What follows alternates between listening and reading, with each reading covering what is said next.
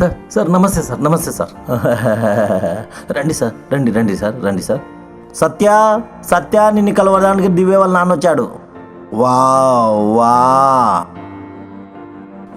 నా కూతురు ఎప్పటికంతే good selection. నా కూతురికి 10,000 బొమ్మ వినిపిస్తానంటే వద్దొద్దు, 10 రూపాయల బొమ్మ తీసుకుంటానంటది. మనీ ముత్యం లాంటి మనీ. చూడు, నువ్వు తీసుకున్న నిర్ణయం నిజమైంది, జవాబుదారీ. మీ పెళ్ళి కాకముందే మీ చెల్లెలు పెళ్లి చేసేయాలి నువ్వు. అవును అవును, నిజమే నిజమే. బాధ్యతను నెరవేర్చేయాలబ్బా. నీ చెల్లెలు ఎక్కడ?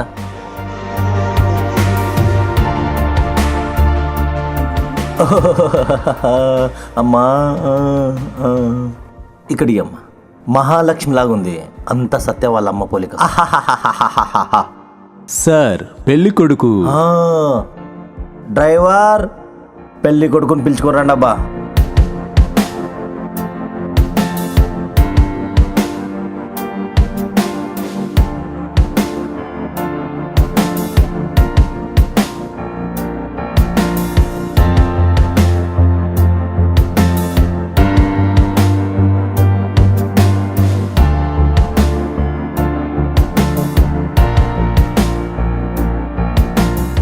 సంపత్ కుమార్ ఇక్కడ రండి.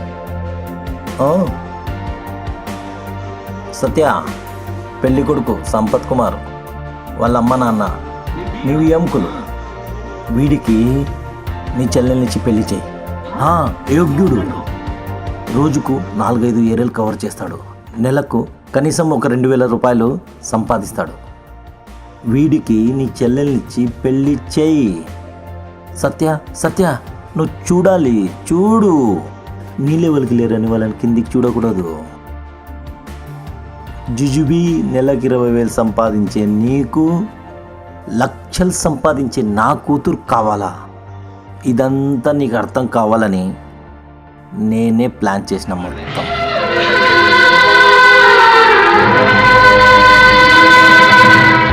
వజ్రాన్ని చిన్న ఉంగరంలో పొదగాలి, తామరాన్ని పెద్ద ఉంగరంలో పొదగాలి. దీన్ని దానికి పెడితే ఎప్పుడు కూర్చోపెట్టకూడదు. లెవెల్ సరిపోదు.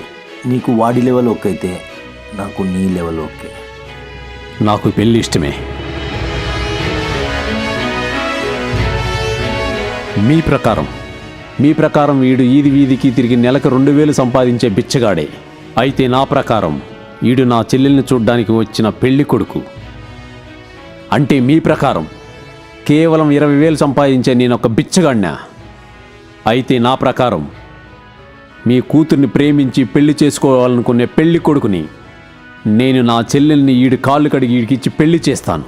అయితే నువ్వు నీ కూతుర్నిచ్చి నా కాళ్ళు కడిగి పెళ్లి చేసుకోవడానికి రెడీ చేసుకోపో.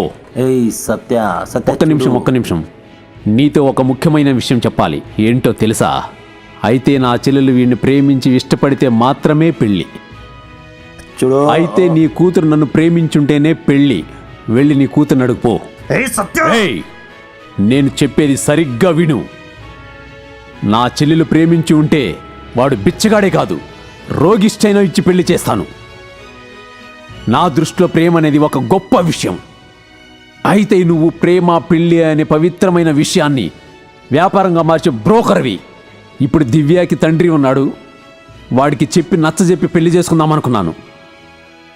ఇకపై చెప్పడం, చూడడం, వినడం ఇంకా ఏమీ చేసేది లేదు. డైరెక్ట్గా పెళ్ళే. ఆ పెళ్ళికి నువ్వు రాకూడదు. నువ్వు వస్తే దివ్య పాపిళ్ళలో కుంకుమ సింధూరంలా ఉంటా. నువ్వు వస్తే నీ రక్తంలా ఉంటా. గుర్తుపెట్టుకో. For more updates, like, comment, subscribe to our channel. Hey darlings, గంటని click చేయడం మర్చిపోకండి.